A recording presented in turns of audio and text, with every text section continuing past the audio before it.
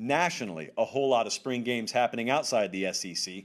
We've got Texas, we got Oklahoma, we got Michigan State, we got North Carolina. Like, it's going to be a busy Saturday. Last Saturday was busy. This Saturday is busy too. Who else we got, Jesse? We got West Virginia. So we mentioned those other teams. All these are Saturday. West Virginia at 1, Michigan State at 2, Texas at 2, North Carolina 3, Oklahoma 5, all times Eastern. Let's start with Texas. I was over on the Horns 24/7 board today.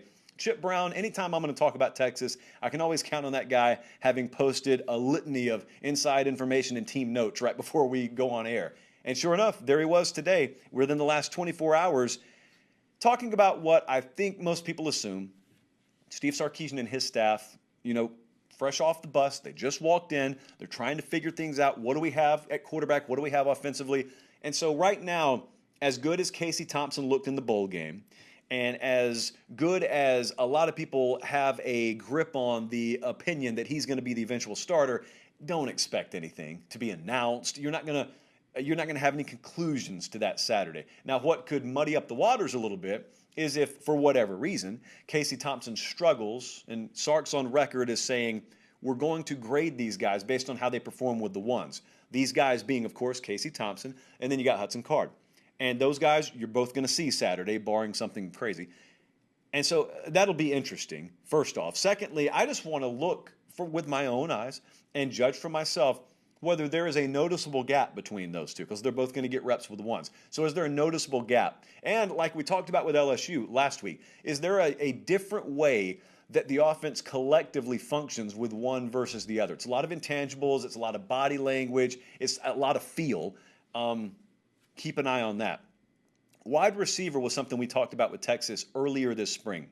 And we talked about how Jordan Whittington, that's a guy you can depend on. It's a guy the coaching staff early on there had felt they could depend on. Troy O'Meary, for instance, won't play Saturday. I think he's out Saturday. But he's a guy that they feel like they can depend on. And then it was a bunch of blanks, question mark, names that have to sort of prove themselves. Well, since then, if you've listened to the coaching staff out there, Joshua Moore, guy they feel good about, Marcus Washington, Dixon, like that's a guy they've mentioned. So that's good news. That's a good sign. Now you got to see the production on the field. They've seen it. I'd like to see it Saturday. But those two units, that quarterback unit, that wide receiver unit, that'll be something I watch first and foremost. Because, to be honest with you, if you watched even Alabama, with the way that Sark's offense at Alabama ran last year, they ran at such a high level of potency. We just talked about that Bama-Ole Miss game a couple of minutes ago. It didn't even matter. Ole Miss nearly scored 50 on Alabama. It ended up not mattering. Now, this is not the same crew in terms of talent that Sark was working with in Alabama. Having said that, if he's building towards something, you get your first taste of it here through, 14 or 15 practices. So it'll be interesting to see what they roll out there with. Because keep in mind, this is a new quarterback, so you're minus Sam Ehlinger and minus some pieces that Tom Herman had there. If you walk away and you see a product that excites you already, nothing but good news, hopefully, to follow. How about up the road in Norman, Oklahoma? Jalen Redmond. I want to give out a specific name here.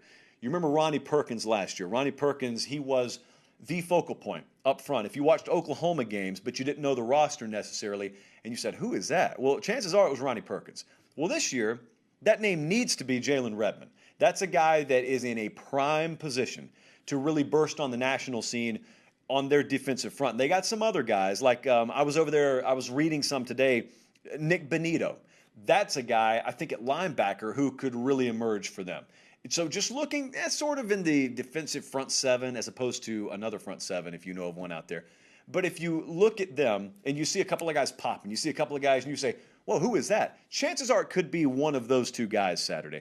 Spencer Rattler and Caleb Williams, we both get to see. So Spencer Rattler is the starting quarterback here. He is one of, if not the outright Heisman favorites across the country right now. But they've also got the number one quarterback in the country coming in. Now, this is not a position battle per se at the moment or anything like that, but it's always nice. Remember, anytime some of these star quarterbacks, when you can get them and they don't have to start right away, there's several of those instances right now. Bryce Young at Bama was that guy, what would have been that guy last year if we were to have been able to see spring. Drake May, we're going to talk about Carolina in just a second. He's one of those guys that we'll see. Garrett Nussmeier at LSU. Well, this is another one. Caleb Williams at Oklahoma, we get to see him. And I'm skipping past Rattler only because We've seen him for an entire year. Really interested to see some of the first college reps that we see Caleb Williams take.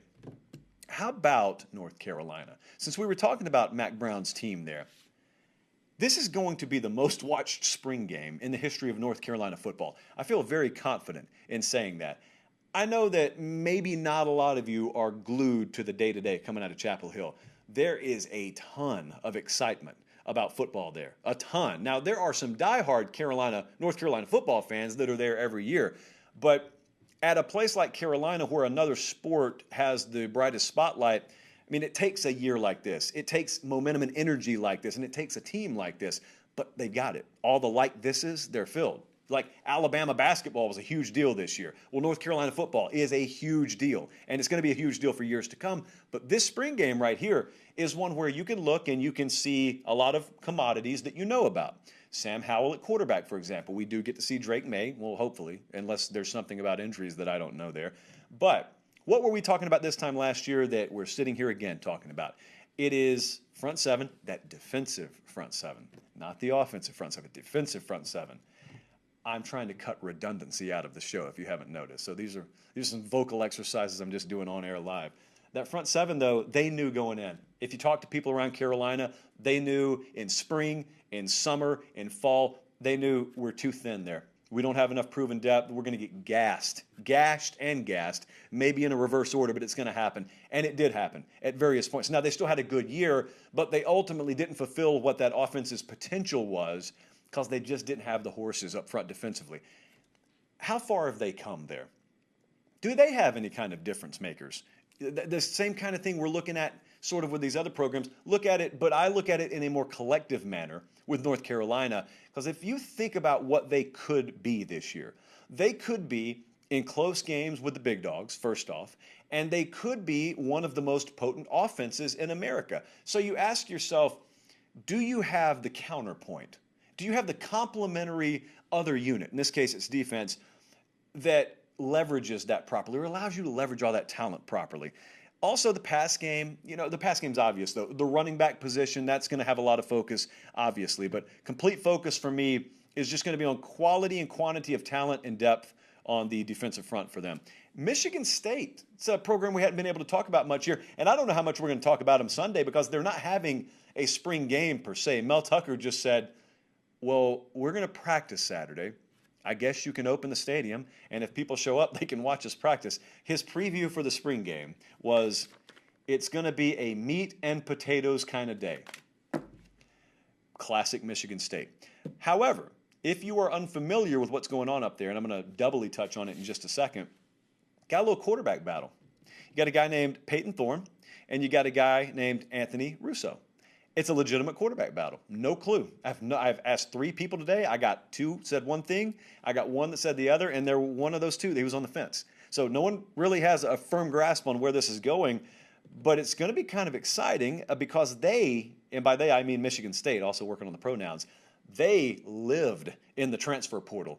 And they have and may not be done yet. They got defensive end, quarterback, just mentioned. They got a running back. They got offensive tackle. They got corner. They went in the transfer portal, and basically it was like that supermarket sweep show where you get your buggy. This was always a dream of mine, and it still is, really.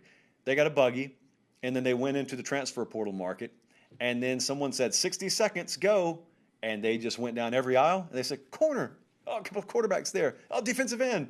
And then they got to the register, and they had like a quarter of a new team in the buggy. So we get to see a lot of them, is the point, Saturday. So those are some things to watch with Michigan State as well.